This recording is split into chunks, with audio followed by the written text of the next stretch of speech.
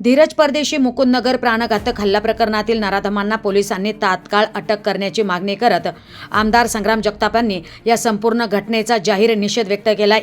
जिहादी प्रवृत्ती सातत्याने डोकं वर काढत असताना पाहायला मिळतंय असं वक्तव्य आमदारांनी केलंय।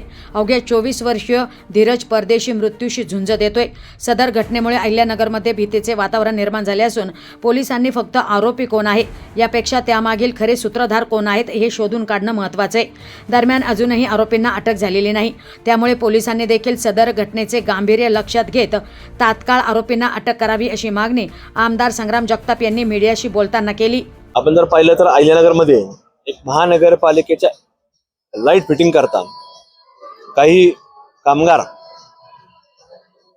मुकुंदनगरच्या परिसरामध्ये काल गेले आणि गेल्यानंतर त्यांच्यावरती प्राणघातक हल्ला हा आपल्याला झालेला पाहायला मिळालं। निश्चितच मी प्रथमतः त्या संपूर्ण घटनेचा त्या आरोपीचा निषेध करतो। पोलीस काल तिथे येऊन गेले, सर्वांनी घटनास्थळाची पाहणी देखील केलेली आहे। त्याच प्रकारे तिथं पेशंट ज्याला मारहाण झाली तो ऍडमिट आहे, त्याच्यामध्ये पोलीस अधीक्षक साहेब असतील, ॲडिशनल पोलीस अधीक्षक असतील, DYSP असतील, इतर जे शहरातले प्रमुख पोलीस स्टेशनचे अधिकारी सर्व त्या ठिकाणी उपस्थित होते। त्यांनी देखील जे पेशंट आहे, रुग्ण आहे, त्याची देखील माहिती घेतली, डॉक्टरची विचारपूस केली आणि गुन्हा देखील दाखल करण्याची प्रक्रिया काल सुरू झालेली होती। आम्ही देखील मागणी केली पोलीस प्रशासनाला की तुम्ही याच्या बाबतीमधलं लवकरात लवकर आरोपी अटक झाले पाहिजेत। पण अहिल्यानगर वासियांकरता एक फार मोठा प्रश्नचिन्ह आज या घटनेत निर्माण झालेला आहे। म्हणजे ही जी प्रवृत्ती ही जिहादी रूपाने आम्ही सातत्याने बोलत असतो, तर ती सातत्यानं वरती डोकं काढत असताना आपल्याला पाहायला मिळते। ती कामगार त्या ठिकाणी जे गेले ते सिव्हिल काम करण्याकरता गेले। सिव्हिल काम म्हणजे सार्वजनिक काम, आणि ते काम जो करणारा व्यक्ती होता ते सगळे लोक जर आपण पाहिले तर हे कुठंतरी हिंदू धर्मातले होते आणि ते काम करत असताना त्यांनी कामाचं ते देव मानतात म्हणून त्यांनी कुठेही काम कोणाचं कशाचं कधी पाहिलं नाही। आणि मुकुंदनगरमध्ये तिथं गेल्यानंतर ज्या आम्हाला काल माहिती मिळाली तर त्या लोकांनी आम्हाला सांगितलं की आम्ही पॅनल बोर्डचं काम करण्याकरता गेलो, पण तिथं गेल्यानंतर आम्हाला काही लोकांनी विनंती केली की कब्रस्तानमध्ये लाईट फिटिंग बंद आहे, तिथं आम्हाला घेऊन गेले आणि तिथं कब्रस्तानमध्ये घेऊन गेल्यानंतर पॅनलचं काम झाल्यानंतर कब्रस्तानमध्ये गेल्यानंतर कब्रस्तानचं काम करत असताना लाईटचं काम करताना त्याच्यावर मारहाण झाली। म्हणजे तुमचंच काम करतात आणि तिथं देखील असा प्राणघातक हल्ला होतो आणि तो जो आमचा रुग्ण आहे, ज्या कामगाराला लागलेला आहे, तो आज कालपासून म्हणजे काल घटना घडल्यापासून आतापर्यंत जीवन आणि मृत्यूशी झुंज देत आहे। अगदी 24 वर्षाचं वय आहे,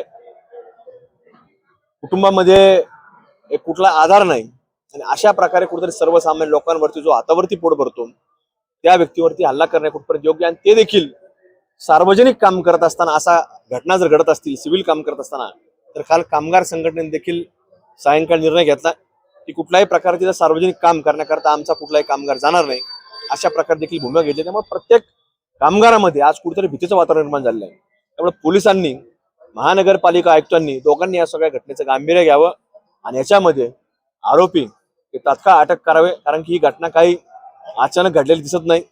याच्यामध्ये कुठेतरी घटना घडून आणणारे लोक वेगळे आहेत, त्यामुळे पोलिसांनी फक्त आरोपी नाही, त्याच्या मागं घडून आणणारे लोक कोण आहेत, कारण की मुकुंदनगर हा भाग आज नाही पूर्वीपासून सेन्सिटिव्ह आहे।